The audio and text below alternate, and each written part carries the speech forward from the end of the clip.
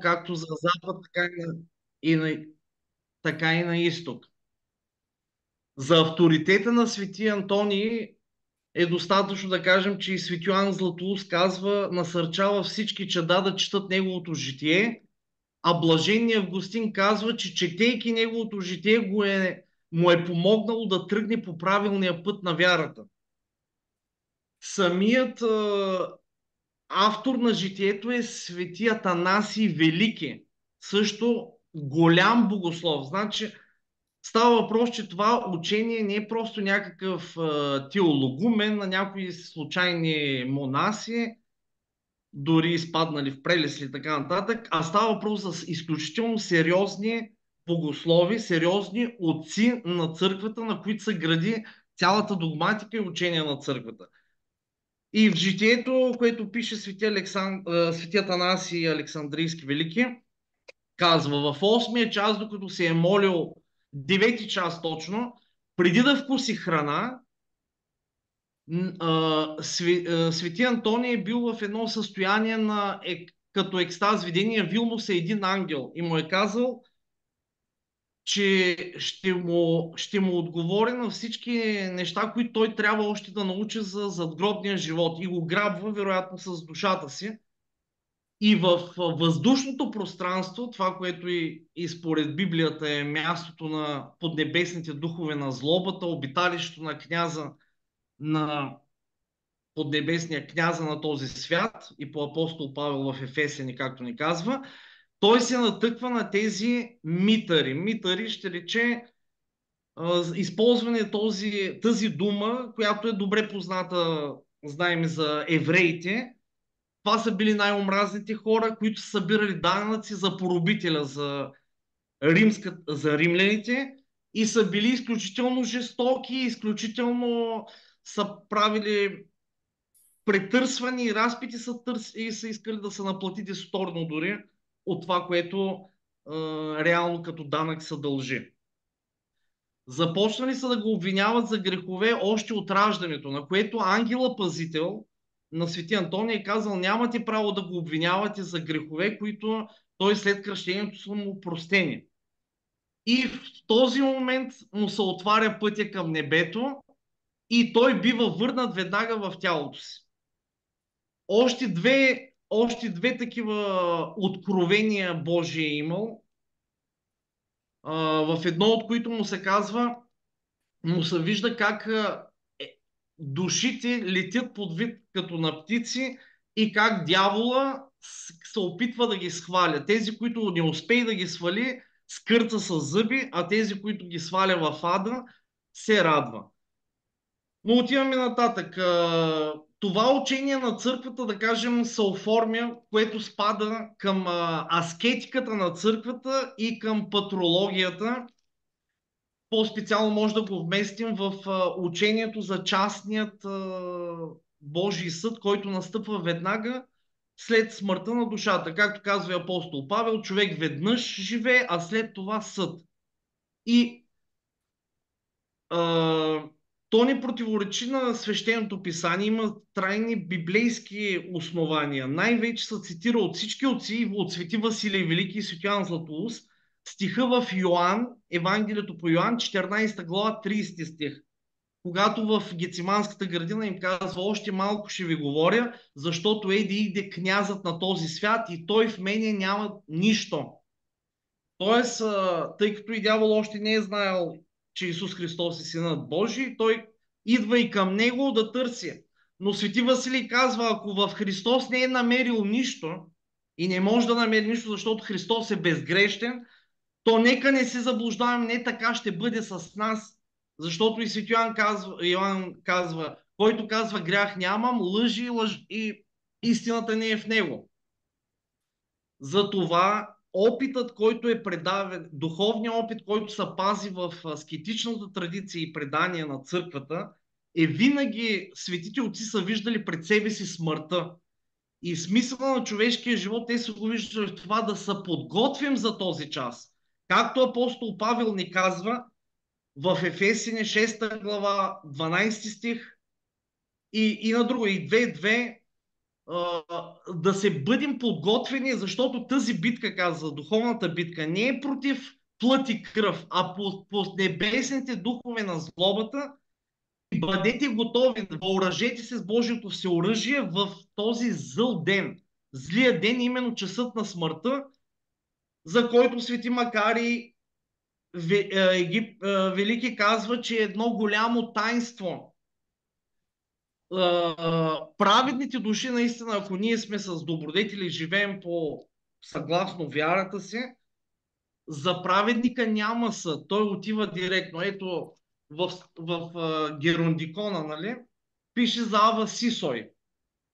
Той имал такива преживявания и близко до смъртта. В момента, в който той вече е бил предизвестен, че ще почине, Ава Сисой, и започнал, и старците седели към него, ще го чета точно, виждал Ава Антоний, че е дошъл. По-късно казва, вижте, хора от пророците е дошъл. И пак неговото лице засияло. След това казва, дошли са апостолите. И пак заблестяло лицето му. С кого разговаряш, го питали старците. А той им казал, с ангелите дошли са да ме вземат, а аз ги молям да ми оставят още малко, за да се покая. А старците му казаха, няма нужда да се каеш, отче. А той им каза, не знам наистина дали съм направил и начало за покаяние. Тогава всички разбраха, че той е съвършен и пак неговото лице стана като слънце и всички се оплашиха. А той им казва, вижте, Господ е дошъл и казва, и ми казва, донесете ми този съсъд на пустинята.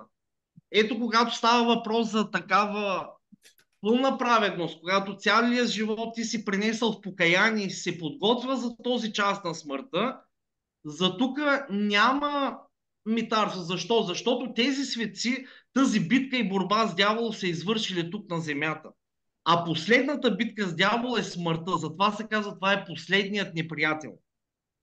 А тези, които тук са отлагали покаянието си, които са били нерадиви спрямо душевното си спасение, които са пребивавали в различни смъртни грехове, дори духовници се казват, че ако имаш някой от смъртни грехове, ти просто не можеш да минеш метарство. Ти ще бъдеш спрян.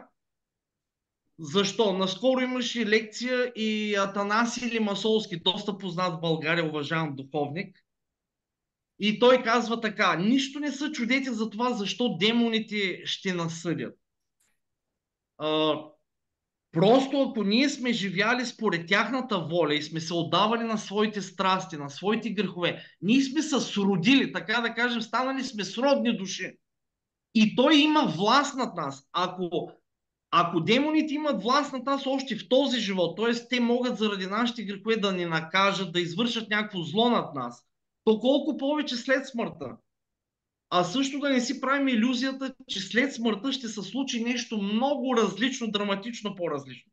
Смъртта просто ни заварва в това състояние, в което към часа на момента на смъртта сме. Става въпрос за моралното състояние на душата. Тоест тя носи целокупно или всичките си добродетели и всичките си грехове. И няма никаква възможност за промяна. Казва свети Ефрем Сирийски. О, какъв е този момент, когато душата се види оголена, когато дойдат за нея. Ако е грешна, идват зли демони, пълчища, които само вида им е толкова страшен, камо ли да чуеш гласа и да почнат да те обвиняват, тогава душата изпада в трепет и ужас, все едно е земетресение и се чуди къде да се скри. Иска да се скри в ангела си, но и плаче и ридае, но никой не им и е на помощ. В този момент свети Йоан Златоуст казва, в часа на смъртта, тогава се нуждаем най-много от молитви, много от много добри дела, от голямо застъпничество на ангелите по време на пътешествието ни към въздуха. В 6, да кажем, ако първи пише най-подробно излага свети Кирил Иерусалимски учението за митарствата, като 4 век той пише делото си за изхода на душата, Exodus της ψυχής и за второто пришествие. И там описва подобно. За него, да не се спираме, броя на митарства са 5. Това няма значение дали са 5, 20, 23. Те отговарят на конкретни грехове и които конкретната душа е имало. Искам да кажа по въпроса, понеже в съвременното време се получиха доста обвинения от страна на академичното богословие, подчертавам. Обвиненията срещу метарствата никога не са от средата на практическото богословие, което е аскетичния, монашеския, подвижническия опит, а от страна на рационалното подхождане към темата.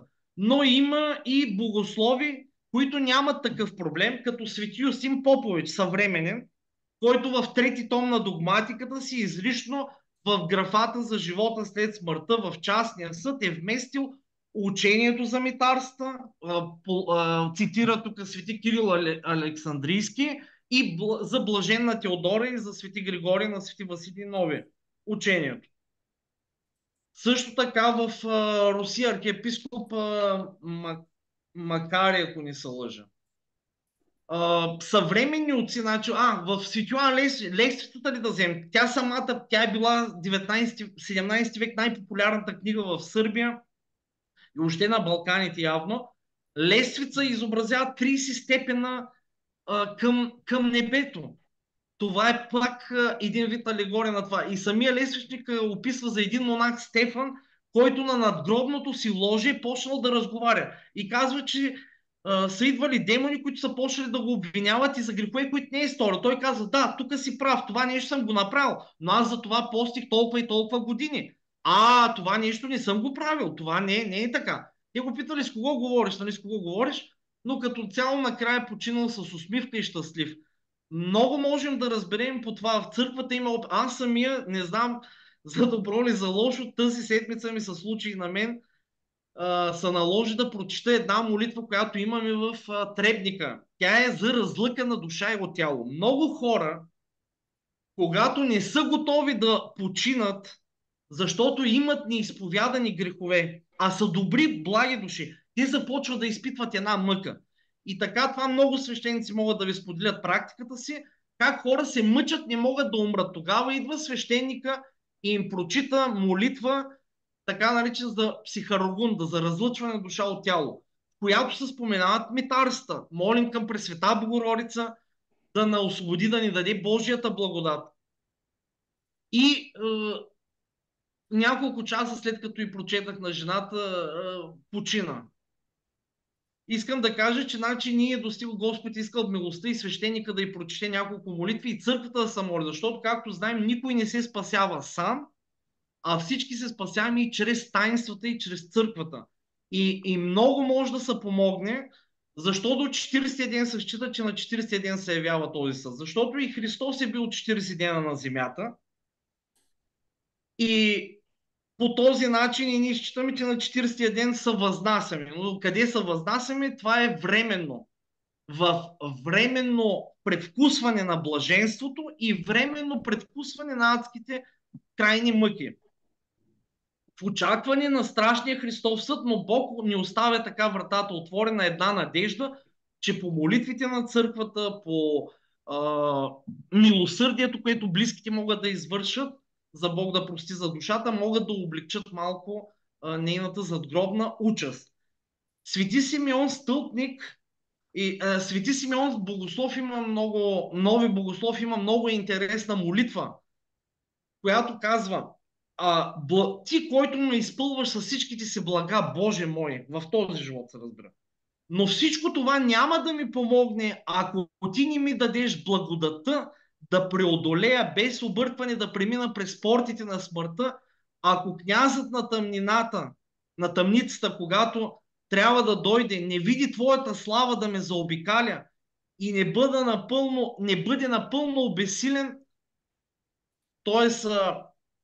и това сред много светилци се казва, че ние, абсолютно всички, дори и самата Света Богородица се е плашила в момента на смъртта и е молила, защото Ангел Гаврил е казал, че ще бъде смъртта и наближава, и тя се е изплашила от тези митарства и е помолила сина си да дойде. И сам той Господ идва да вземе нейната душа.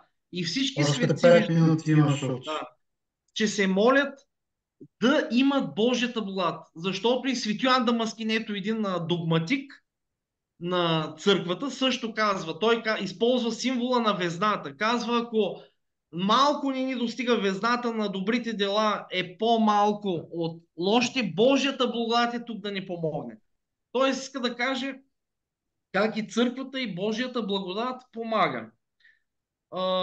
На обвиненията, които казват примерно, че това искат да ги свържат с някакви влияния от чужди религии и схващания, искам да поясня едно нещо. Първо, символите, религиозните символи са изключително малко и може да се случи един и същи символ да се срещне на различни места и в различни религии.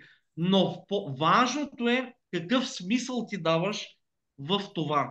И аз съм сигурен, че учението за метарствата няма нищо общо с учението на било египетски религии или на гностически някакви секти и учения. То е изключително православно и изключително библейско. То е в унисон с цялостното учение, консенсус на отците, да кажем, или на гръцки се казва симфоният. Консенсус патрум е латинско понятие, гръцки се казва симфония. То е залегнало в богослужебните химни, в богослужебните текстове, в молитвите, в требника. Значи то живее в своята църковна среда. Проблем за първи път е в последно време има и той идва от кръга на академичното богословие и то не е сред всички, защото в Румъния видяха, ето примерно Жан-Клод Ларше в книгата си, която пише за дробния живот, напълно го приема като православно учение и го разграничава точно от тези, както от гностицизъм и така нататък, и показва колко много отци пишат за това нещо. И свети Андрей Крицки, покайния канон, който четем във Великия пост, също включва митарствата и там. Какво да кажа по отношение на това, ако за съжаление мой преподавател и любим от Сърбия, не ще да го споменам сега както той, дава психологически аргументи срещу, че не можело как Божията любов, нали, да допусне тук демони да наизмъчват и да насъдят. Искам да подчертая едно. Божията любов е даденост към абсолютно всички. И грешни, и праведни. Както слънцето свети над всички. Но вече нашият отговор на тази любов е различен. Един се държи отговорно и с делата си доказва вярата си на дело и се подготвя да живее съгласно този висок призив на Божията любов. А друг немърливо и въобще безотговорно и без интерес подхожда, безразличие показва спрямо тази любов. Ето за това всеки трябва да се получи справедливото. И Бог дели хората само на две категории. На праведни и на грешници. И ако целта на християнския живот и посвети Серафим Саровски, дето скоро го чествахме, е придобиването на Светия Дух, освещаването ни. Той самия е помогнал на две монахини. Видял ги как ни им е достигало, как се мъчили на митарства и с неговите молитви им е помогнал да се спасят, да преминат през митарства. Това ни показва, че нашата цел на християнския живот е единство с Христос и постигане на всички блаженства, на всички добродетели. Да постигнем ни божествения начин на живот, а не да се валяме като езичници в греха. Естествено, митарствата са за християни, които имат проблем с спрямо Божият закон и спрямо Божиите заповеди, спрямо етиката. Това бих казал. Иначе много интересни цитати има, но нямаме време да споменем. Може да спомена само и в руската църква колко отци развиват, доразвиват това учение, като свети Гнятин Бръчанин, свети Йоан Кронштадтски, свети Йоан Шанкайски, Теофан Затворник, Макари, Московски, 20 минути станаха и вече. така. Ами до това за сега ще видим, ако им очаквам да чуем. Благодаря на отец Ивайло Домов. Сега господин Валентин Велчев ще ни представи аргументи срещу митарствата. Господин Велчев, имате 20 минути, почват да текат сега. Добре. Значи аз искам да отбележа първо, че Тая тема е много обширна и за едно академично изследване са необходими поне няколко години. Аз не съм се занимавал с тая тема предварително и затова тук за тая седмица, дето нали, можех да се подготвя, успях така да сравня дали темата за митарствата може добре да се съгласува с Библията, с каноничните книги на Библията, защото именно от тях се извежда православната догматика и отчасти от преданието, за което ще стане на дума накрая. И макар, че темата не е нали, идеята или как да го кажа точно, аргументите на привържениците за митарствата, според мен не могат добре да не са в унисон с Библията, но не са и в някакво антагонистично противоречие. И сега ще се опитам да обясня в какъв смисъл могат да се разбират митарствата в един така доста по-различен и по-преобразен смисъл, отколкото това, което някои считат, че съвсем буквално трябва да се приемат тези митарства на Блажена Теодора, на някои от отците, които са наблюдавали напускането на душата, нали, излизането на душата от тялото и така нататък.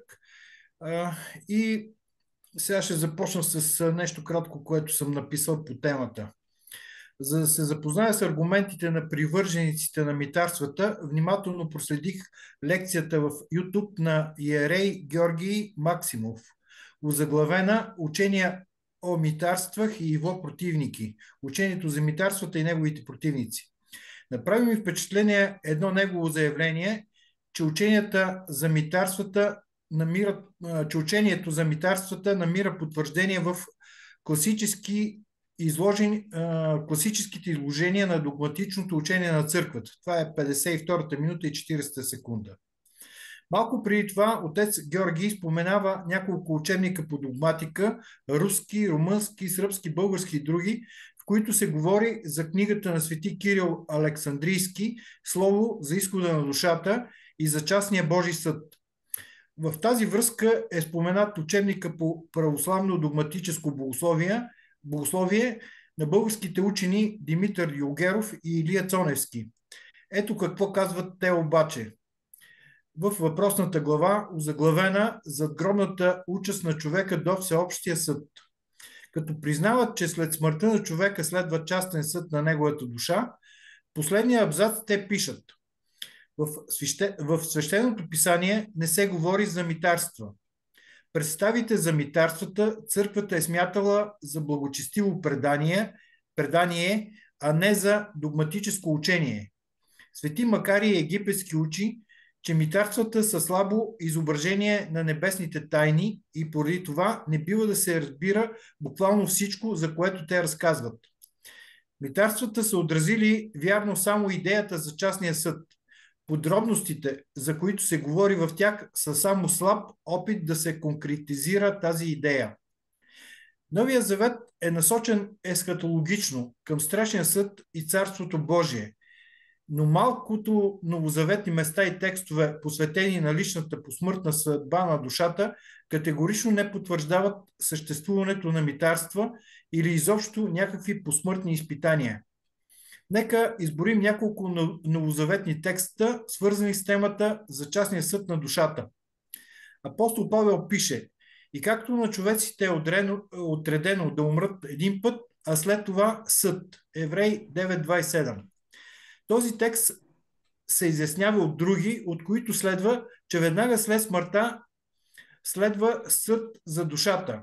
Например, притчата за богаташа и Лазар, от която се разбира, че братята на богаташа все още са живи, т.е. не е дошъл всеобщия съд. Същото следва и от Откровение 6.9.11. "А когато сне петия печат, видях под жертвеника душите на закланите за Словото Божие и за свидетелството, що имаха. И викаха с висок глас, думайки: до кога, владико, свети и истини, не ще съдиш и не ще отмъстяваш за нашата кръв на уния, които живеят на земята.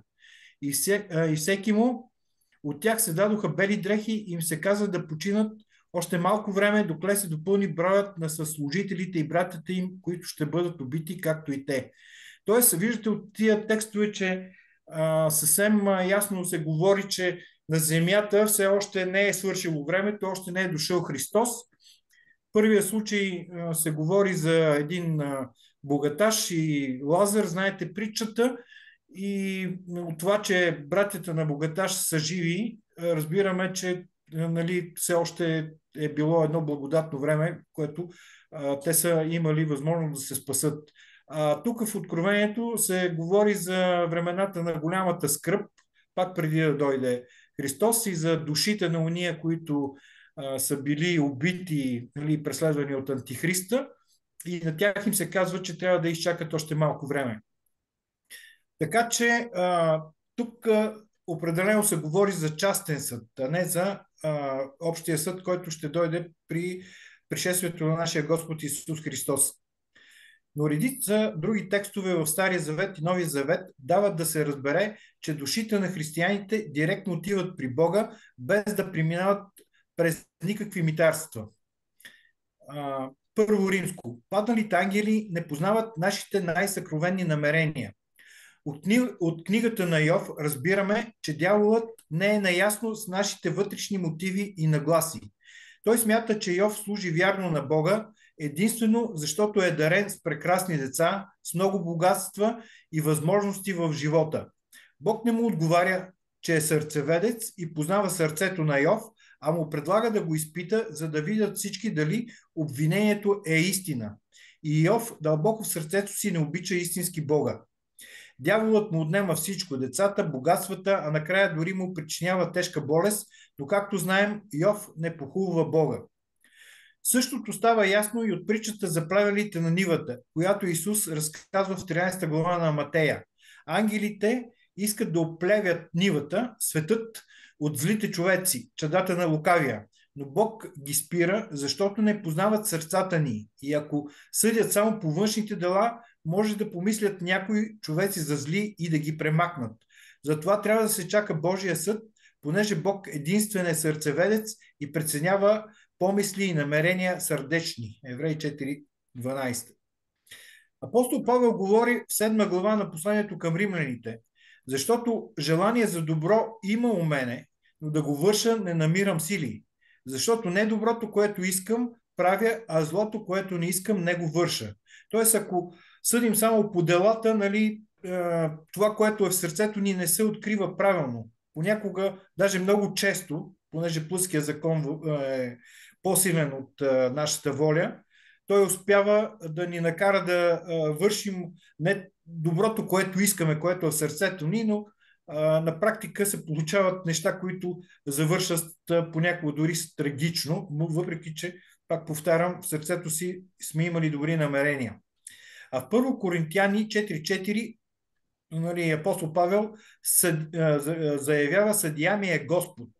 Тоест не говори изобщо за никакъв дявол или за нещо друго. После ще видим в какъв контекст го казва. Защото няма твар скрита за Бога, а всичко е голо и открито за очите на оногова, пред когото ние ще отговаряме.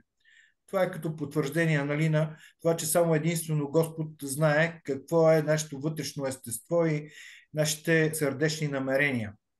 Второ римско. От всички текстове до тук разбираме, че единствено Бог е този, който ще ни съди. Но има ли текстове, които пряко или косвено говорят за митарствата на душата след смъртта? Трябва дебело да подчертаем, че в Свещеното писание няма нито един такъв текст, но има редица, които категорично отхвърлят всяка идея за съд пред падналите ангели. Още повече, че, както изяснихме, те не познават вътрешните ни намерения, затова и не са в състояние да бъдат съдии над нас. От Йов 34, тук, защото неговите очи са на пътищата на човека и той вижда всичките му крачки. Затова той не иска вече от човека да отиде на съд с Бога. Един по-точен превод гласи: понеже той няма нужда втори път да изпитва човек, за да дойде на съд пред Бога. Тоест, Бог вижда всичко това и няма нужда да бъде изпитван човека втори път от дяволите, за да дойде на съд пред Бога. Истина ви казвам, който слуша моето учение и вярва в този, който ме е пратил, има вечен живот и няма да дойде на съд, но е преминал от смъртта в живота. Това е Йоан 5:24. Кой ще обвини избранниците Божии? Бог е, който ги оправдава. Кой е, който ще осъжда? Христос Исус, който умря, но още и възкръсна, който е отдясно на Бога, който и ходатайства за нас. Римляни 8. Ако ли ходим в светлината, както и Той е светлина, имаме общение един с друг и кръвта на Исус Христос, Неговият син, ни очистя от всеки грях. Колко повече на Христа, това първо Йоан, колко повече кръвта на Христа, който чрез Духа Света го принесе себе си непорочен Богу, ще очисти съвестта ни от мъртви дела, за да служим на живия и истински Бог. Христос обикна църквата и предаде себе си за нея, за да я освети, като я очисти от водната баня чрез Словото, за да я представи на себе си славна църква, която няма петно или порок или нещо подобно, но да бъде света и непорочна. От всички тия стихове разбираме, че кръвта на Христос ни очиства от всички грехове, кръвта пролята на кръста, и някак си да говорим, че трябва да се добавят някакви добри дела наши или пък добрите дела на светиите, които да ни помогнат да преминем към митарствата, така твърде напомня на това католическо учение за индулгенциите или за свръхдлъжните дела на светиите. Т.е. те извършват повече дела, отколко са необходими за техното спасение и те могат да ги дадат на други, нали? Както и там в случая с блаженна Теодора, тя, нали, от нейния отец прилага дела на добри дела, за да премине през някои от митарствата, защото нейните добри дела не стигат. Тоест, това абсолютно е католическо учение, докато православното говори за това, че Христос на кръста ни е изкупил от греховете. Но най-категоричният текст, опровергаваш митарствата, са думите на Исус към разбойника на кръста. И отговори му Исус: истина ти казвам, днес ще бъдеш с мене в рая. Нещо повече, става ясно, че ние ще са... така, сега от този текст се разбира, че още същия ден разбойника ще бъде с Христос в рая, не 40 дена. Сега знаем, че по онова време, нали, по римско време, наказанието на кръст е било прилагано само за най-тежки престъпления. Т.е. този разбойник сигурно е извършвал убийства, кражби, насилие и така нататък. И никъде не се споменава за някаква негова покайна молитва, в която той да споменава греховете си, да се моли за прошки и така нататък. Знаете, че само няколко думи се отправя към Исус, като смъмрялният другия и му казва: ние, нали, заслужено сме на кръста, а този не е направил нищо. И казва: Господи Исусе Христе, спомни си за мене, когато дойдеш в царството си. Това е всичко. Няма дълги покайни молитви и така нататък, а Исус още същия ден, т.е. никакви 40 дена за душата, която да обикаля митарствата, там да говори за грехове, на убийства, на прелюбодения или насилие и така нататък, а веднага е отведен в рая. Нещо повече, става ясно, че ние ще съдим света и падналите ангели, а не те нас.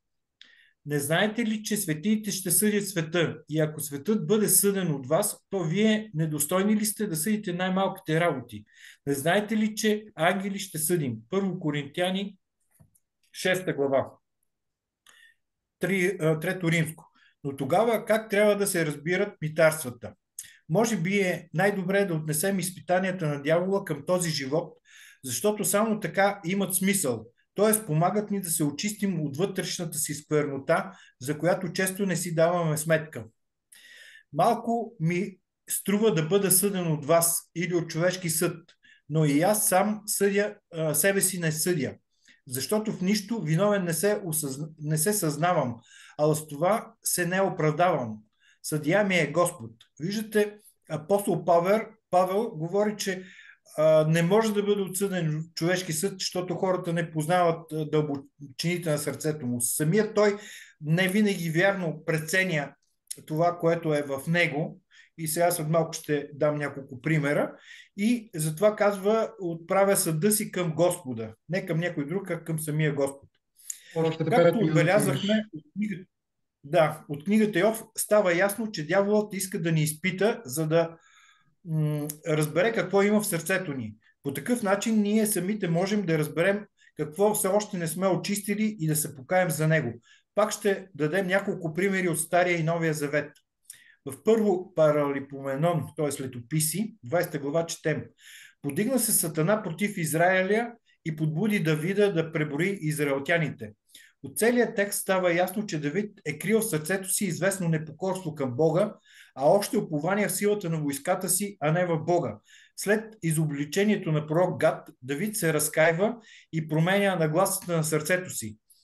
Знаете там покаянието, знаете, нали, как Бог предлага 3 неща, които да си избере, и Давид избира да бъде наказан от Бога. И дали да не пропомням цялата глава, и че Бог, нали, заради неговото съгрешение убива към 70 хиляди мъже, за да му покаже, че не може да разчита на човешката сила, трябва упованието му винаги да бъде в Бога. Същото нещо беше и при изкушението с Вицавее, жена на хетееца Урия, 2 царе 11 глава. Тогава се оказва, че в сърцето на Давид се крият още твърде тежки неизкоренени грехове – прелюбодейство, притворство, убийство и прочее. Бог го изобличи и наказа, за да му даде възможност да се разкае и да изтръгне тези грехове от душата си. Знаете изобличението чрез пророк Натан, знаете какво направи първо, че взе Вицавее, лежа с нея, а тя беше жена на един от най-добрите му приятели, и за да не се разбере, че тя е бременна от Давид, той направи така, че хетеец Урия да бъде убит там в една битка, и така прибави огромни грехове върху душата си, защото всъщност предаде най-добрия си приятел и прелюбодейства с жена му, и наказание, т.е. всичко това е било вътре в него, и пак казвам, че по такъв начин Бог, чрез Божието изобличение, той се покая и се надяваме, че е изтръгнал тези грехове от душата си, и по този начин, нали, имам предвид, че това нещо се отнася и за нас. Същото и в Новия Завет, когато Исус казва на учениците си: и рече Господ: Симоне, Симоне, ето Сатана поиска да ви сее като пшеница, но аз се молих за тебе да не оскъднее вярата ти. И ти, когато се обърнеш, утвърди братята си. Той му отговори: Господ, и готов съм да отида с тебе и в тъмница, и на смърт. Но той рече: казвам ти, Петре, не ще пропее днес петел, преди 3 пъти да се отречеш, че ме познаваш. Петър плака горко, защото разбра, че в сърцето си има страх и не е готов да напълна до смърт любов към Господа, както си мислеше и беше уверен по-напред. Аз тук правя заключението. Нали, знаете, че Петър се отрече 3 пъти и след това плака, защото разбра, че това негово така по-човешки изхвърляне, че е готов да умре с Господа, се оказа, че макар че го има в сърцето си, не може да го изпълни. И че всъщност сърцето му има страх и няма пълната любов към Бога. Така, заключение. Кое е догматично от учебника? Кое е догматично? Какви са догматите? Значи, тук съм отново се позовавам на учебника на Диогеров и Цоневски, и в него те ясно посочат, че догматите се извеждат само и единствено от каноничните книги на свещеното писание и части от свещеното предание. И те са посочили кои части от свещеното предание: символите на вярата, Никея, Цариградски, вероопределенията на 4, 6 и 7 Вселенски събори, бих допълнил всички Вселенски събори. И има ни вероопределения на свети Григорий Неопесарийски и свети Атанасий Александрийски, които са нали, изключително добри и са приети, че те също могат да служат като нали, основания за догматите. Така че частни видения, частни откровения и така нататък могат да бъдат отнесени към, както каза брата, към аскетичното богословие, към какво още каза, че след малко ще видя точно какво съм записал, патрологията, частния Божий съд, но този частен Божий съд, пак казвам, че след смъртта и това, което говори писанието, по-скоро тези, ако можем така да ги наречем, митарства или изкушения, които Бог допуска чрез дявола, нали, дявола да ни изкушава, са в този живот и са с цел ние самите да извадат на яве, нали, скритото в нас, за да можем да разберем какво още не трябва за какво трябва да се покайваме, срещу какво трябва да се борим, какво трябва да усъвършенстваме в живота си. И това е много по-добър смисъл, нали, на изкушенията от дявола и нали, целта, за което ги използва Бог, отколкото ако след като умрем вече нямаме възможност за покаяние и ако сме допуснали такива неща, можем, нали, да погинем. Така че, 20 да. минути. Сега Добре. Това е в общи линии. разбрах като 20 минути. Много благодаря, това беше много интересно. Сега отец Ивайло Домов има 10 минути, за да отговори на аргументите на господин Велчев. Да. Вие сте отче.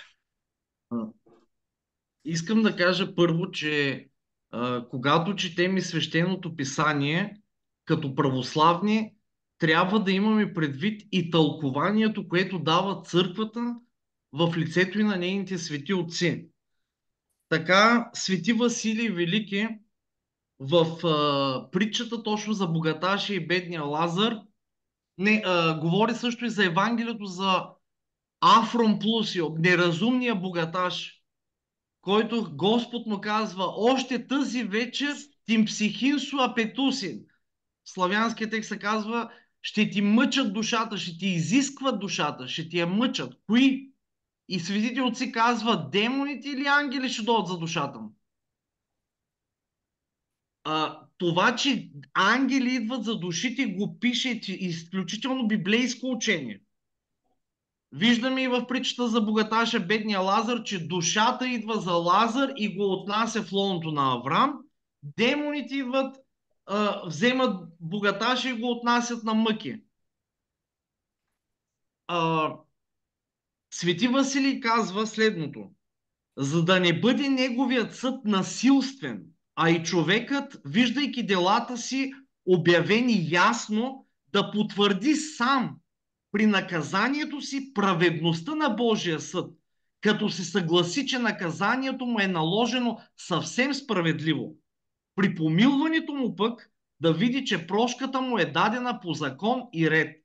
Частният съд е израз не само на Божията строгост, но и на Божията милост като неокончателен. Той дава възможност на покойника да се ползва от заупокойните молитви и приношенията на църквата, както и от милостините, правени в негова памет за облегчаване задгробната му участ.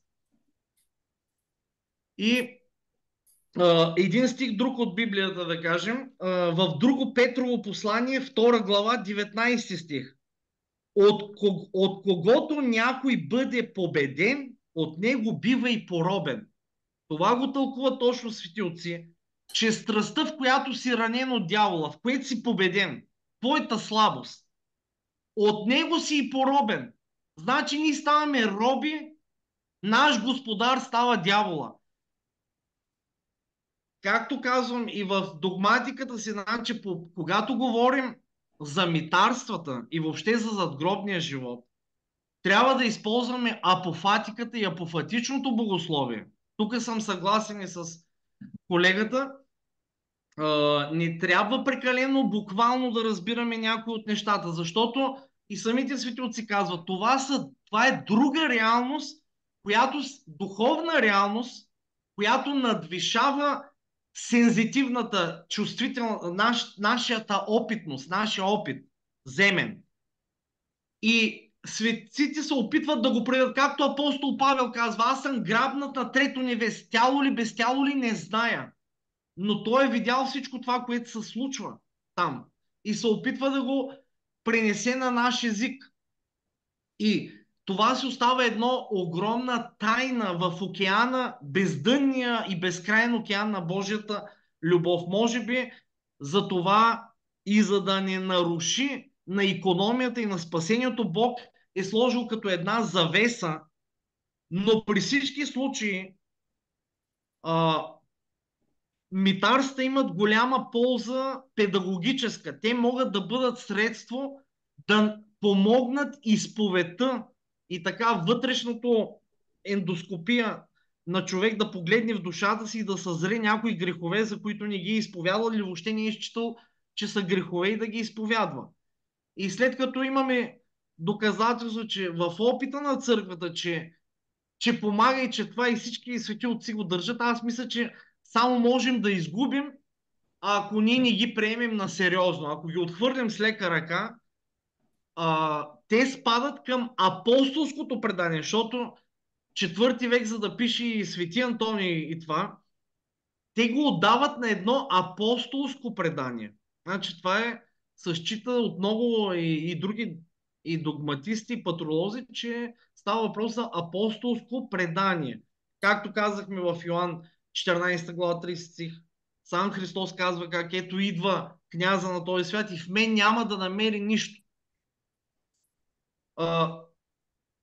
Дявол е клеветник и в Откровението се вижда как клевети постоянно човека. Той намрази и желае нашата погибел. Съответно, нищо чудно няма в това, че дявол се стреми по всякаква форма да възпрепятства нашия път. Значи ние казваме между земния живот и царство и другата метафизична страна, така да кажем, от другия свят, границата е точно това въздушно пространство.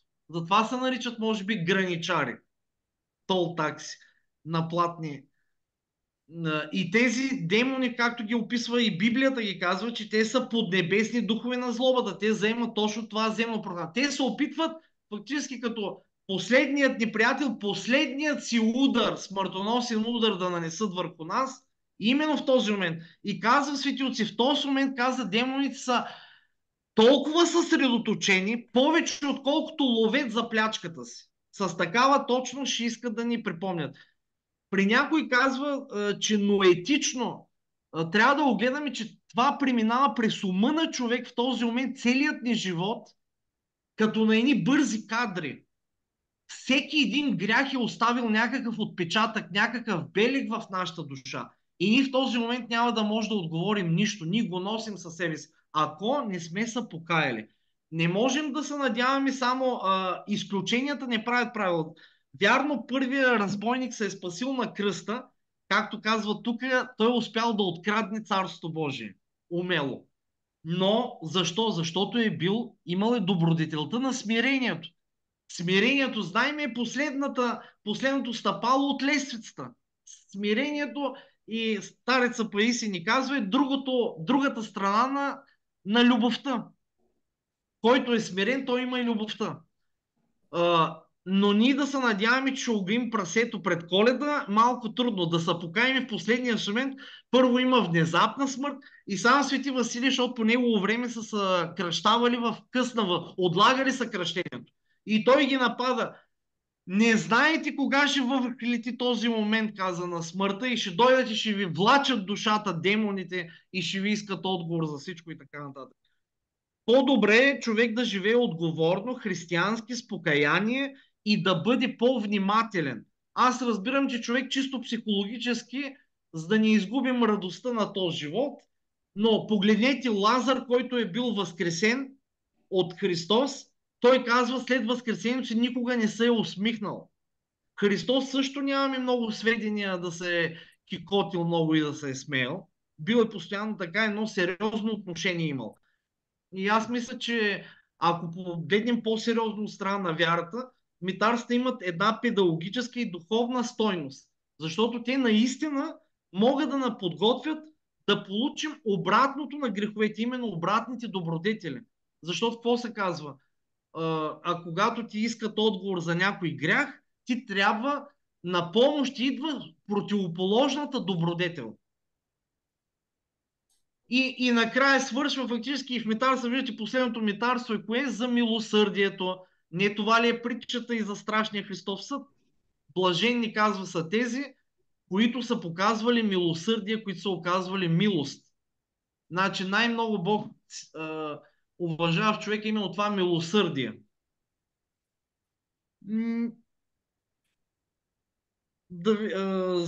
За мен, пак казвам, мисля, че липса на опит, и аз мисля, това е под влияние на много на Запада, на западни учения, които така са скептични спрямо и за въобще за гробния живот и съществуването на душата.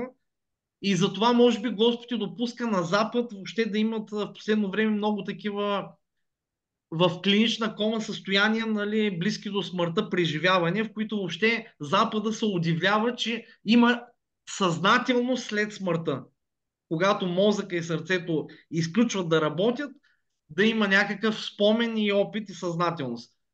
Докато за изтока това ние си вярваме в това нещо, за нас това не е изненада за съществуването на душата и така, и това не е наш проблем. Това е един западен проблем, според мен, изкуствено пренесен в академичните среди, но ако погледнем, нито един, дайте ми един пример, един, който се е осветил и е станал светец и е чудотворец, само с четене и рационално упражнение. Четене на книги. Не са ли 10 сваниш минути за от... праксиса и аскезата, това да ограничиш себе си, да вървиш по пътя, по отъпкания път на светците, е по-сигурно да достигнеш до спасението и до освояване на благодата. И да 10, твой живот да стане живо Евангелие, а 10 не минути. теоретично схващане и утопия. Благодаря. Това е. Благодаря на отец Ивайло Долмов. Сега господин Валентин Велчев има 10 минути, в които да атакува аргументите на позицията. Господин Велчев, вие сте. Добре, благодаря. Видим откъде да започна. Ами, нека да започна от края това, което каза той, нали, за аскетически опит, който трябва да бъде, нали, като праксис и който води до всички тия мистични преживявания, нали, освен на всичко друго. Оня ден нещо в Фейсбук стана въпрос и аз зададох, дори говорихме по тая тема и аз зададох въпроса: имало ли е до сега някакво пророчество на светите отци и на по-късните светии, нали, което да се е изпълнило. И един човек, който така внимателно, нали, нали, познава, нали, тази тема, каза, че до сега нито едно пророчество не се е изпълнило. Говоря извън библейско пророчество. И в тази връзка, когато искаме да повярваме на мистичния опит на някого, трябва да има на нещо, което да се опрем, нещо сигурно, на което да се опрем. Ще ви дам един такъв пример. Нали си спомняте, когато ония парализиран човек, там неговите приятели разкриха покрива и го пуснаха пред Исус. Исус първо казва: синко, прощават ти са греховете. И всички започнаха да се споглеждат и казаха: кой е този? Как така си позволява да прощава греховете? Това може единствено Бог да го направи. Тоест, нещо, което никой не може да удостовери дали е истина по някакъв начин. Той всеки може да каже: прощавате се греховете. Но Исус видя, нали, това, което става в сърцата им, каза: за да разберете, че човешкият син има право на земята и да прощава греховете, нали, каза: стани и ходи. И паралитика се изправи. Тоест, той удостовери, че това мистичното, нали, прощение на греховете, което те не го виждат, той може да го потвърди с силата на това, че може да изправи човек болен от много време, да го изправи на крака, напълно парализиран. Така че, щом като няма нито едно пророчество, което да се е изпълнило на отците, аз съм малко скептичен и към техния мистичен опит. Второ, сега за разбойника на кръста, отецът каза, че това трябва да се разглежда едва ли не като някакво изключение. Нека тук да кажа няколко думи. Значи в Библията няма никакви изключения. Правилата важат еднакво за всички. Значи, на първо място, Христос като Бог и човек, ако имаше някакви изключения, би трябвало той да се възползва в най-голяма степен от тях, но знаем, че той не се възползва от никакви привилегии, от никакви изключения. Живееше като обикновен човек, страдаше, имаше нужда от сън, А, Дори ще дам един такъв пример, когато се приближи при Йоан Кръстител и Йоан го възпираше и казваше: ето, аз имам нужда да се кръсти от тебе, защото знаеш, че това е Божия син, който носи греха на света, който е пречист, нали, агнец и пречист, както го нарича апостол Петър. Но Исус му отговори: остави ме сега, така ни е прилично да изпълним всичко, което е право. Тоест, той даваше във всичко пример с живота си на нас, човеците. Макар че, нали, пак повтарям, той нямаше нужда от кръщение, нямаше нужда от молитва и така нататък, но той се молеше, за да ни даде пример. Тоест, нямаше никаква привилегия за Божия син. Второ, няма никаква привилегия за ангелите. Мисля, че към евреите Павел пише: ако Бог не пожали и ангели, когато се грешиха, нито тебе ще пожали. Тоест, че ангелите също не са, нали, той е най-високият ангел, там Херовим, помазан да засенява, нали, Сатана, който имаше най-прекрасните дарби, харизми, нали, дадени от Бога, но когато се греши, той отпадна от небесата и, както каза брата, нали, тия заедно със себе си завлече една трета част от небесните ангели, както пише в Откровението, макар че там са наречени звезди. Нямаше и привилегии за тях. Няма привилегии за апостолите. Павел казва: голи сме, бити, скитаме се и така нататък. Ние сме като измет на света и станахме измет за всичко.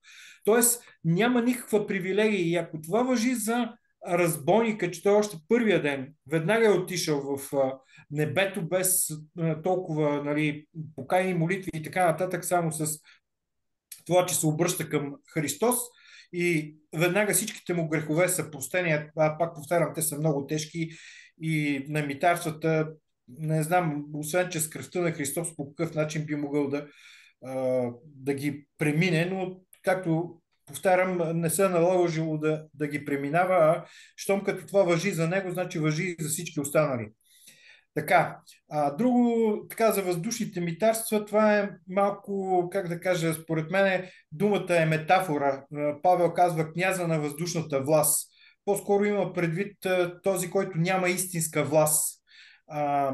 И тук си спомням за един епизод от книгата на Елин Пелин за Ян Бибиян и дявол Четофют, че когато Ян отива към Луната и дявол Четофют, нали, си говори там в космическия кораб с него, и когато напускат атмосферата, дяволчето казва: аз не мога да продължа, защото ние сме само до въздушната част, нали, на Земята. Това някакси според мен пак е неправилно разбиране, защото примерно космонавтите или астронавтите, които ходиха на Луната, означава ли, че те са свободни от изкушенията на дявола? По-правилно да се разбира, че дявола и неговите паднали ангели са в поднебесната. Така. И накрая ще завърша с тези цитати, които отец, нали, в своята нали, в изложението на своята позиция говореше: ето иде княза на този свят, но той няма нищо в мен. Това Исус го казва малко преди да излезат от горницата, дето са, нали, приели там Господната вечеря и дето той утвърждава Евхаристията, която трябва ние да извършваме всяка неделя в неговата кръв и неговата плът. И той говори: ето иде князът на този свят, но тук е по-нормално да приемем, че ето князът на този свят ще настрои всички против Христа, за да бъде разпънат той, защото всъщност няма никакво основание за неговото разпятие. И знаем, че съдът, че Пилат се уми ръцете, защото не виждаше основание, но евреите го изискаха на сила и да не влизам в подробности. И другият цитат, че нашата битка не е срещу плът и кръв, а срещу началствата, властите от тая тъмнина и така нататък. Но внимателният поглед върху текста и контекста сочи, че става въпрос за сегашното време, а не за някакви митарства и за някаква битка, която е след смъртта. Даже мисля, че някъде го извадих, за да го погледна и да ви го прочета. Ето, заради това приемете Божието всеоръжие. Да, Проче, братя мои, усилвайте се в Господа и в мощта на силата му. Облечете се в всеоръжието Божие, за да можете устоя против дяволските козни. Защото нашата борба не е против кръв и плът, а против началствата, против властите, против светоуправниците на тъмнината от този век, против поднебесните духове на злобата, това, което казвам, че те са в поднебесната. Заради това приемете Божието всеоръжие, за да можете да се възпротивите в лош ден и като надвиете всичко да устоите и така нататък.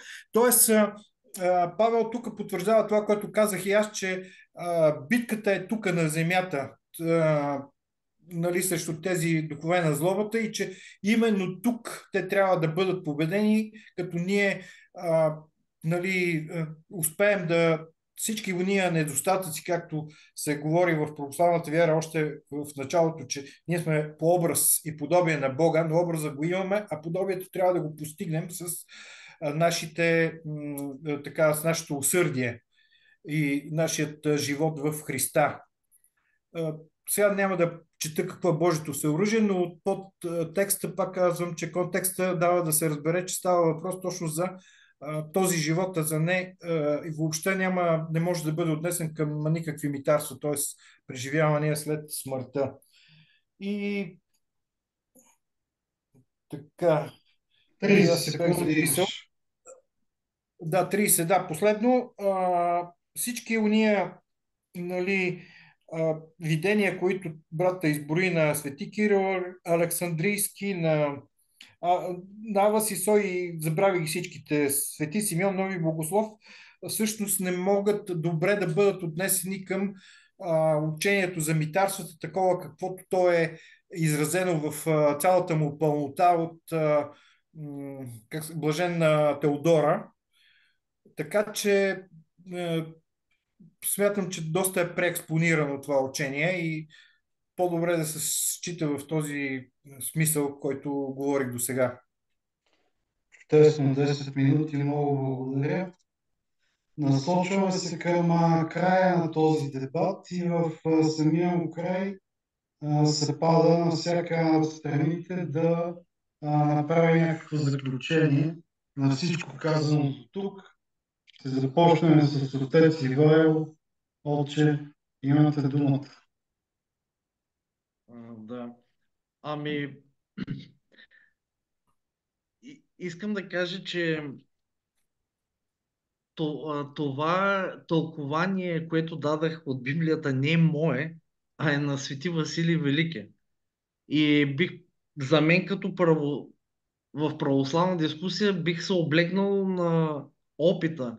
А това да се съмняваме в опита на Свети Антоний, който ви казах, че е авторитет за времето си и на запад и на изток. Само ще ви кажа, аз мислех, че ще водим в православен контекст дискусията и за че малко с протестантски аргументи взехме да използваме. Затова ще ви кажа, апостол Павел казва в неговото обожение, да кажем, и постигане на единство с Христос, той казва, аз имам ум Христов. Тази тайна на съединяването на моя ум с Божия ум, това проникване, се случва с всеки един ученик Христов, който достигне до това ниво. И тогава той прониква като през завеса, доколкото може нашата човешка природа да проникне и да разбере тези тайни. И те се откриват по този начин. Защото и в Библията има как ние се сродяваме с Христос, ставаме негови роднини един вид. Светците стават негови близки. Те са в обкръжението на Бога. И на тях им се откриват тези тайни. Знам, че на западния човек няма как да го разбере това нещо, защото той няма този опит на това обожение в Бога, което го постигат светците. Но тяхното обожение е реално. Виждате, те за тях остават свети мощи. И това е опипливо и видливо. И вършат чудеса. Кажете ми един академичен богослов, който критикува метарствата, да направи едно изцеление на някой болен от рак, примерно, или да възкреси мъртъв. А това го правят светците. Вижте в Америка днеска 500 свещеници правят проповеди, правят трапези, богати и не могат да си напълнят църквите. А отиде един монах от Света гора, отец Ефрем, и с неговата проста вяра, защото той имал послушание. Казал му е свети Йосиф Исихас, отивай в тая дупка и влизай да спиш там, на земята. И той отива и остава там. А може ли по-човешки да разсъждава? Гледай го този егоист, не го ли е срам? Откъде на къде? Той ще си спи да хубаво, мен ще ме праща там. Примерно. Той не е имал така. От той послушание, което е правил на Света гора, отива в Америка и прави един рай в пустинята Аризона. При него са ходили хора чак от Филипините. Сменят самолет от Азербайджан в Русия, Нью Йорк, Феникс и с кола до препътуват колко хиляди километра да се срещнат с него. Вижте какво нещо прави благодата. Облагодатеното богословие на опита. А не аз тук да правя интелектуална екилибристика, да се опитвам от себе си да тълкувам Библията. Нека се доверим първо, ние врими кипим в страсти и грехове и искаме да разберем свещеното писание. Първо, свещеното писание не е наша собственост, то е собственост на църквата. Църквата е тяло Христово, общност на светиите. Тя е свята общност. И ние само може да отпаднем от тази общност или да се присъединим. Човек се присъединява чрез покаянието си. Разбойника на кръста имал покаяние в този момент. Спомни ме, ние на всяка литургия го казваме тези думи. Спомни ми, Господи, в Твоето царство. Бог да ме спомни. Естествено, Бог съди по сърце. И затова ще кажем накрая, Бог е лесно, той няма нужда дори да насъди. Ние сме отворена, и Библията казва, ние сме отворена книга за него. Той е сърцеведец и знае нашите мисли и чувства и всичко. Но за да няма никакво съмнение, казва Свети Василий, този съд, че е наистина така, затова е допуснал и да имаме обвинител. Както в един съд, нали, имаш и другата страна, имаш обвинителя, който те напада и казва, ти си направил така и така. Имаш право да се опровергаеш. Липсва ни този опит, че Христос, освен думите си, които е оставил в Библията, е научил с живота си, е пренесъл начина на живот на светите апостоли. Това го няма, може да се запише в книга. Това може да се предаде и живо предание. Живеейки с тях, те са го предали на своите първи ученици. Непосредствени. И това е живото предание в църквата, начина на живот в Христос. Част от преданието е това как да се кръстим, как да извършваме таинството кръщение, как да извършваме светата литургия. Това, че те не са догматични неща, не значи, че трябва да ги хвърлим в кошчето за буклук. Напротив, ние трябва да знаем, че ами ако погледна, аз задавам на протестантите така. Добре, вие са мислите, че сте християни. Погледнете проповедта на планината. Много е лесно да кажем, че Христос е унищожил Стария завет. Донесъл закон на любовта. Ма какво е любовта? То е изпълване на закона и нещо повече. Значи, добре, това казвам, че проповедта на планината е най-висшата степен на съд към човека. Блаженствата. Кой може да каже, че е постигнал блаженството? Амин. Кой? Значи аз през цялото време имах едно на ум, че ще бъда обвинен в протестантство, но няма никакво протестантство. Защото аз петте сола на Лутер, нали, върху които се крепи цялото протестантство, ги смятам напълно за еретични. Така мога дори да го докажа и така нататък. Също нямам никакво влияние от някакви западни секти или пък римокатолически и така нататък. Даже показах, че в учението за митарствата се прокрада именно това с индулгенциите там и свръхдлъжните дела на светиите и така нататък. Просто отбелязах, че имах съвсем малко време, само една седмица и можех само един аспект от митарствата да засегна. Внимателно прочетох тук, нали, догматичното богословие на Долгеров и Цоневски по въпроса и по много други въпроси. И пак повтарям, те съвсем са категорични, че това не може да бъде отнесено към догматиката на църквата митарствата, макар че самото учение за частния Божий съд е към догматиката, към есхатологията, нали, учението за последните времена, но митарствата не могат в един такъв буквалистичен смисъл, а трябва в някакъв друг смисъл. Те не уточняват в подробности.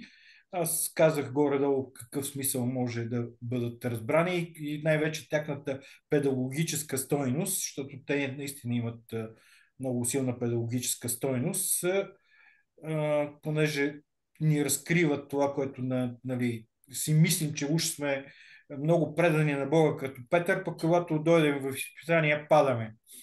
И исках да кажа следното, че не съм имал време нали, да проверя всички нали, цитати от отците по тия текстове, но това, което цитира отец Ивайло Домов, в нито един цитат и нито един мистичен опит на отците не се потвърждава или много така, как да кажа, бегло, не се потвърждава ясно и достатъчно така красноречиво ли, как да го кажа, това, което говори блаженна Теодора. Имаше там, си спомням кой от отците там за 5 митарства, нали, през които е преминал, но всички други, 5, и то далеч не е 20, но всички други, пак повтарям, тълкования просто не могат да бъдат използвани категорично в услуга на учението за митарствата. Сега, нали, ние с него не сме, нито той, нито аз сме свети отци или някакви мистици или някакви, нали, с харизми и така нататък. Аз смятам, че дарбите на църквата са престанали след първи век, с изключение на някои, нали, примерно изцеления, някои и някои други, но откровението е завършено, знаете, с апокалипсиса на светия апостол Йоан и към него не може да се добави, не може да се прибави, да се извади нищо, както пише. Говоря към цялото откровение, всичките канонични книги, не само апокалипсиса. И догматиката може само, нали, това, което говорят и нали, големите ни богослови, че може само да се дълбае надолу, т.е. съдържанието не може да се променя. Имаме една основа, която е Христос и върху която градим. Не може да излезем извън тази основа, а може само формулировките, дълбочината и така нататък да постигнем нещо в тая насока, но не можем да променим догматиката и щом като това не влиза в догматиката, значи благочестиво предание.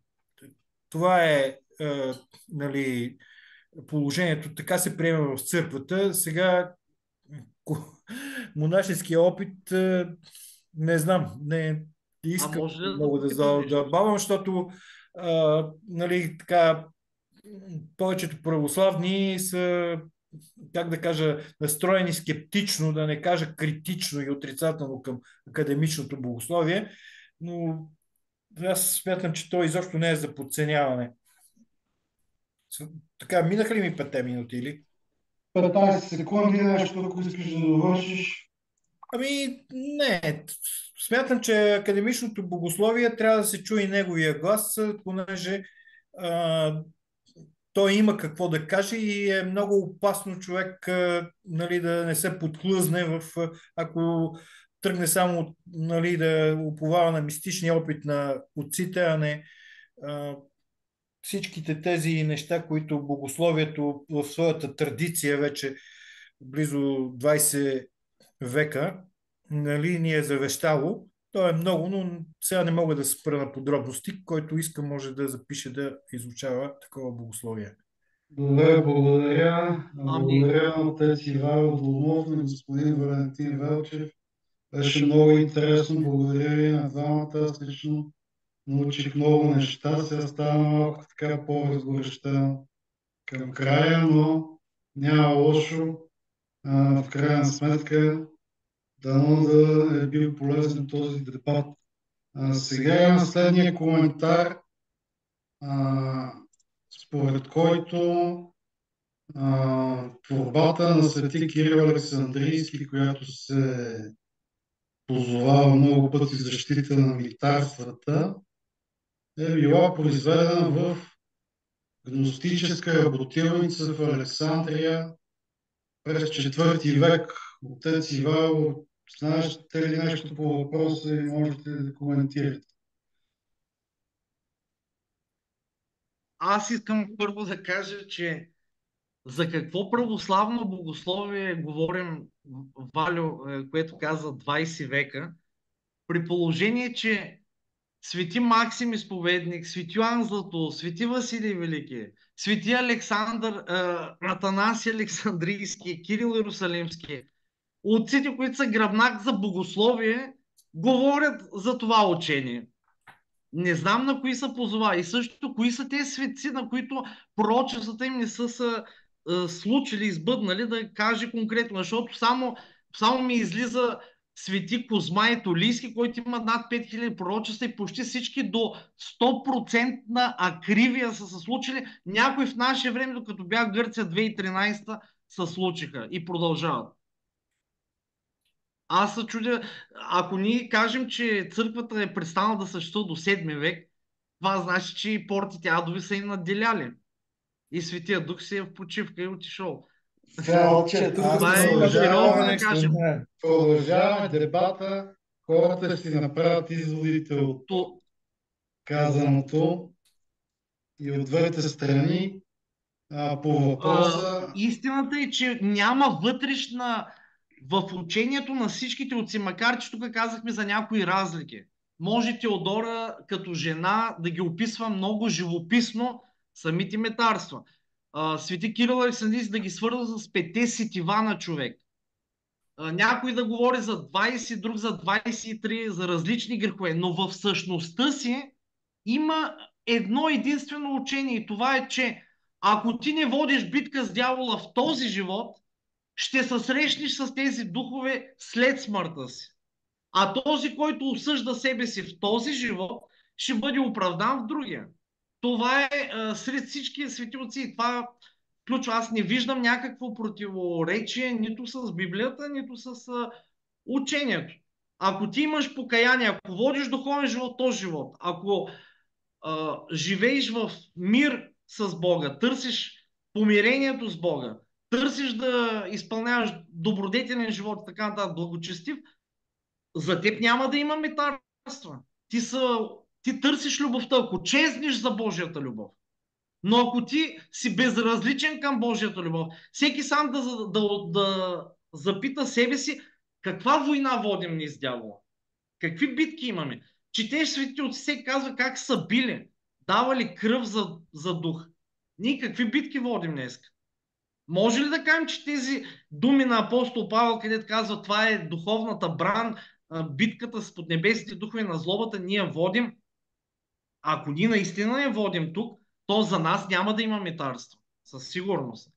Но ако ние тук живеем без сметка и без чувството, че ще бъдем отговорни, че може да си живеем както ние си искаме, без да се съобразяваме с това, което учи църквата, която е богочовешки организъм, без да се съобразяваме с цялото аскетично предание и опит на тази църква, която една единствена причина има за да съществува, да произвежда светци. Ако ние в България 200 години не сме излъчили един светец, според мен това е благодарение на липса точно на това предание. Трябва да го обновим. Защо Гърция дава в 20 век 20 светци?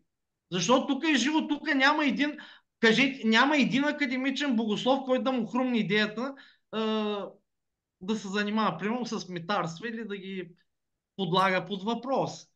И тук е много силно монашеската традиция, много стабилна.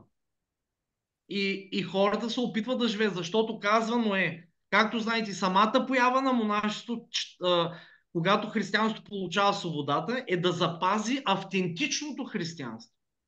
И казва, че разликата между лаик, това е ти да си мирянин, нали, в България го казват, и монах няма никаква. Една и съща е целта на нашия живот.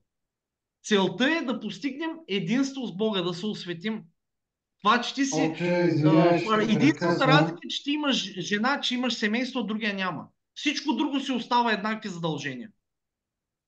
Ще прекъсна положим въпрос. Само да кажа и аз няколко думи. Въпросът е към двамата. Да прочитат книгата, би ги посъветвал да прочитат. Така, няма Прекъсна. да казвате повече нищо. Въпросът е към двамата, може би. Първо, господин Вълчев да отговори. Ако вярвам, че митарствата не съществуват, а тях ги има, или обратното, ако вярвам, че митарствата съществуват, а тях ги няма, това застрашава ли спасението на душата ми? Ами, ако трябва да отговоря, аз само ще кажа същото, което каза и отец Ивайло Домов, че монаха и мирянина, там както нали, така ги разделят някои, а, имат еднаква отговорност пред Бога. Това, че един живее по един начин, другия по друг начин, въобще по никакъв начин не дава привилегия на един или на другия. И всички уния неща, които така в Новия Завет и в преданието на църквата са записани, които са съществени за нашето спасение, а именно любовта към Бога и човека, ако не са изявени в нашия живот и дело, очистването, както казва апостол Павел, че без това очистване никой няма да види Господа и така нататък, нали, се отнасят еднакво и за монаха, и за мирянина. Колкото до митарствата, аз съвсем ясно казах, че по никакъв начин не отхвърлям тези изкушения на дявола, но и тая педагогическа цел, с която Бог ги допуска до нас, са именно и неговите, защото изпитанията, нали, както така ни свидетелства Библията, са от Бога, изкушенията от дявола. Но едните или други, и другите способстват именно за това освещение, това очистване от греховете, познанието на греха, защото първото нещо, за да се покаеш, нали, е първо да познаеш греха и защото, знаете, един светски човек, той всички неща, които върши, си намира някакво оправдание. И докато не му кажеш, примерно, че да изневерява на жена си е грях, той смята, че няма нищо лошо. Той не прави никакви лоши неща, подобрява си семейния живот по някакъв начин, според неговите представи и така нататък. Винаги си намира оправдание. Но когато грехът е заявен и грехът трябва да бъде непрекъснато, ние трябва да се очистваме от греховете, така че нали, да постигне онова осъщение, за което говори Павел, че никой без него няма да види Господа. И сега конкретно на въпроса на този зрител, сега ако няма митарства, ние нищо не губим. Ако няма митарства, казах, че има Бог показал пътя, по който трябва да вървим. Ако има митарства, пак така с това, което говоря, аз не говоря нещо, което да противоречи на християнството и което по някакъв начин да обесилва тази необходимост от всички от тези неща, което ни казва Словото Божие. Тоест, любовта към Бога и към човека, спазването на Божиите заповеди, защото казва, ако някой каже, че обича Бога, а заповедите му не пази, е лъжец, или ако някой каже, че обича Бога, мрази ближния си, създаден по Божия образ и подобие, също е лъжец и така нататък, и че любовта към Бога се изразява чрез любовта ни към човека, към взаимопомощта, към състраданието, към всичко това, което трябва да направим. Така че дори да има митарства, нали, всъщност аз казвам, че всички тия неща трябва да ги извършим, така че да ги преминем тия митарства. Това е отговора. Това е същия въпрос към отец Ивайло. Ако вярвам, че митарствата не съществуват, тях ги има. Ако вярвам, или обратното, вярвам, че съществуват, тях ги няма. Застрашена ли е по някакъв начин моята душа? Единствено в аргументите, които дават, че едва ли не, понеже Бог е любов, няма как той да насъди толкова жестоко и през такъв ужас да преминава душата.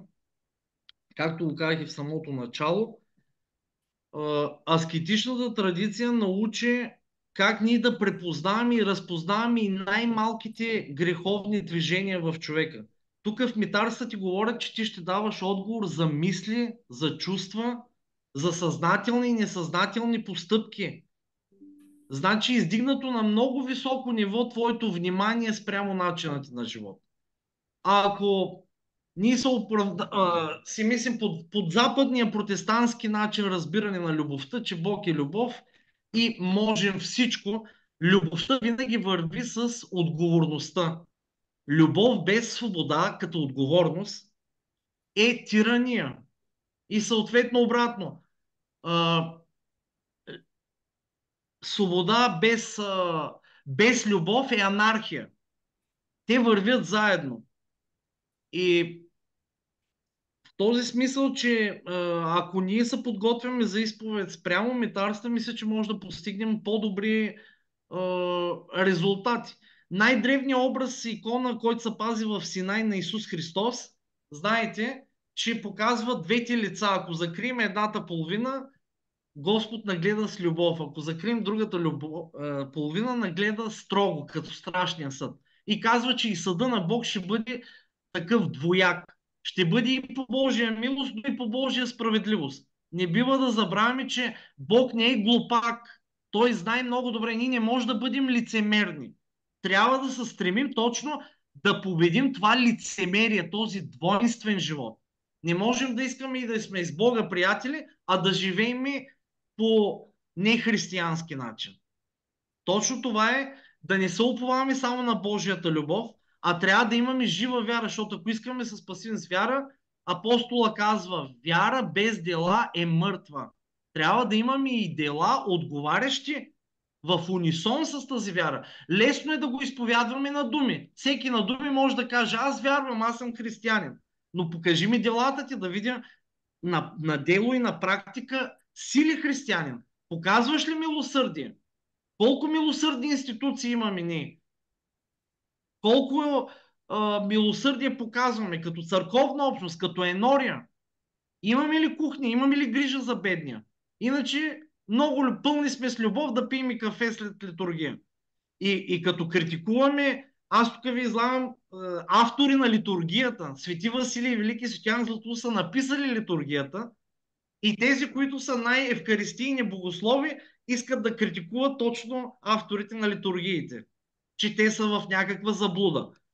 Пак казваме, това не са свидетелства просто на някакви съновидения и някакви прелестни състояния от дявола, които повече се отдават, а това е откровение, което Бог дава на своите люблени и обичани ученици. Казва Светиян Богослов, като си наслонил главата на сърцето на Христос, директно е черпил от Божията любов знание и познание най-дълбоко, защото най-много е обикнал Христос от всички апостоли. И именно тази гносеология в православието се запазва и гносеологията на любовта. Колкото повече обичам, колкото повече се отварям за Бога, толкова повече знания получавам. И затова най-висока святост са достигнали именно тези, които най-много са обикнали Бога. И се оказва, че това съвършенство в Бога е безкрайно. И в Царство Божие не са всички на едно ниво. На съвсем различно ниво са Свети Николай, Свети Йоан Богослов, Света Богородица, на съвсем друго са някои, които са съборили, са минавали през митарства и са били спасени. Не всеки еднакво е отворен за тази Божия любов и не всеки е достигнал до такова в Божията необятност. Бог не можем да го постигнем. Затова казах, че трябва да влезем да използваме апофатичното богословие. Защото той много надминава нашите човешки категории, нашия човешки опит. И когато се казвам, че може би тези неща са малко таинствено, мистични, защото Бог не иска и да оплаши прекалено много. Защото не е целта от страх. Сега да треперим тук пред митарствата и подклаждане. От страх няма да бъде истинско. Знай се, че за да сме истински, трябва от любов да бъдем синове. И да кажем, в крайна сметка, последно това казвам, че с посвети Симеон Богослов казва, Божият съд ще бъде това. Бог Отец ще вземе една душа, ще я погледне и ще иска да търси Христовия, синовния образ в него. Да види дали се е изобразил Христос в нас. Това ще бъде Божия съд. Доколко приличаме на Христос. Ние се наричаме християни и сме осиновени, но доколко се е изобразил, доколкото подобие, сме станали подобни нему, това е. Ето, вижте, не можем да изключим християнската етика и аскетика по никакъв начин, защото тя ни помага ние да се уподобим реално и практически, а не мислено и във фантазията си. А реално, реален опит от благодата да имаме. Благодаря, отче. Извинявам се, ако така съм Въпрос към Валентин Велчев, който ще е последен, с който приключваме. Въпросът е следният. Предвид всичко, което каза отеца, предвид, че това учение е изобразено на храма в Рилския манастир, предвид, че то в канона за изход на душата, предвид, че в покаяния канон на Свети Андрей Критски, може ли да кажем, че православната църква има проблем? Ами, това ли беше? Има ли още нещо в въпроса? Да. Според мен няма проблем и това, което казва отец, аз съм напълно съгласен с него, с всичко. Но моето разбиране от Библията, от богословието, което съм учил и от всичко останало е, че след като нали, тук в живота положиме всички тия усилия, нали, за да изграждаме в себе си Христовото подобие, Христовия образ и подобие в себе си, в смисъл, че няма нужда просто тия митарства сега, пак казвам, те са мистичен опит, но нищо повече. Благочестиво предание и е достатъчно, примерно в притчата за богаташа и Лазар, Христос казва, ангелите дойдеха и взеха нали, душата на Лазар, говори за ангелите, които са дошли, а за богаташа нищо не казва. Най-вероятно са дошли зли демони, са взели неговата душа там на това място, там, което е горещо, дето няма вода и така нататък. Така че ние по същество не се различаваме особено в мненията си, само просто не намирам достатъчно основание, не само в Библията, но и в отците, това, което той цитира, няма достатъчно основание да подкрепи митарствата в един буквалистичен смисъл, че са точно, нали, така трябва да ги възприемаме, както Блаженна Теодора ни ги описва. Всички уния подробности, който не го е чел, може да се направи труда да ги прочете. Още повече, че има и някои... Сега аз понеже нямах време достатъчно да... Едно, че нямах време, друго нямах и време и за толкова обширно изложение, но в това, което казва, пак така има някои слабости в самото преживяване и това, което тя свидетелства, че са и казали ангелите или дяволите и така нататък, има някои несъответствия с богословието, но това е предмет на друг разговор. И пак казвам, че както казват повечето и от отците, и от богословите и така нататък, те не трябва да се приемат толкова буквалистично. Вече обясних как според мен е най-добре да считаме митарствата и да се подготвим за преминаването от този свят в другият, в Христовото царство.